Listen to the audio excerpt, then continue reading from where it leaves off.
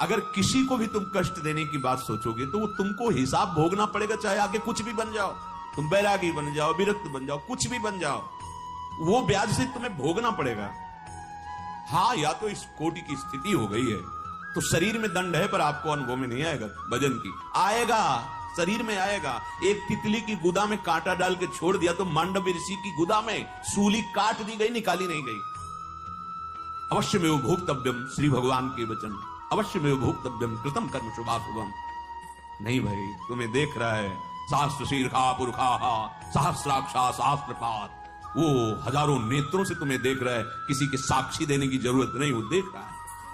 इसलिए विस्मय स्वादन्न मर्थम, क्यों कहा जाता है भगवान को अर्पित करो? तुम्हारी हिम्मत नहीं पड़ेगी अवक्ष पदार्थ भगवान के सामने रखने की, वही सात्विक पदार्थ ही भगवान को भोग लगाओगे तो भगवत अर्पित समस्त दुखों का नाश करने वाला बन जाएगा। स्वाद भी मिलेगा, स्वास्थ्य भी बनेगा, पुण्य भी बनेगा, पाप भी नष्ट होंगे, लाभ ही लाभ हो गया। जब आप रसोई बनाए, भोग लगाए और आप ही पाए तो इसमें कितना लाभ हो गया। आपका भजन बन गया, जब से रसोई शुरू की, भोग अर्पित किया, भगवान की प्रसन्नता मिली, प्रसाद पाए, सात्विक, स्वास्थ्य वर्धक, दुख नाशक, पाप नाशक, प्रसादे सर्व दुखा नाम हानि रस्यु को जाएगी।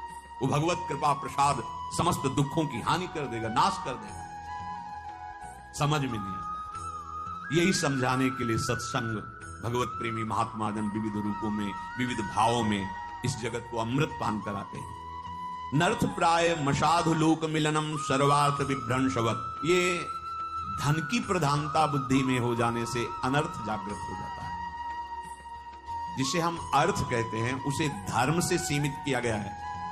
धर्म, फिर अर्थ, फिर काम, फिर मोक्ष। काम को मोक्ष के समीप रखा गया है और अर्थ को धर्म के समीप रखा गया है।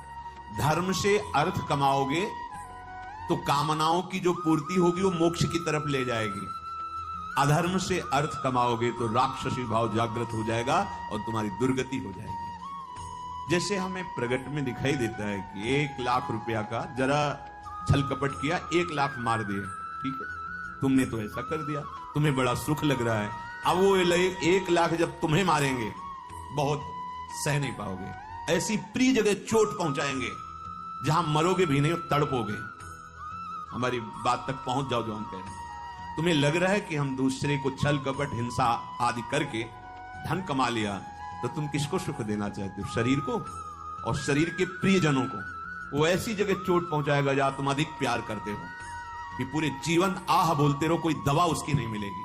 तुम्हारा प्रियजन का बिछोह, प्रियजन का तड़पना और तुम्हें उसकी याद में, तुम्हें उसके दुख में दुखी होकर जीवन भर भोगना। मान लो ये कोई कहानी नहीं, सिद्धांत का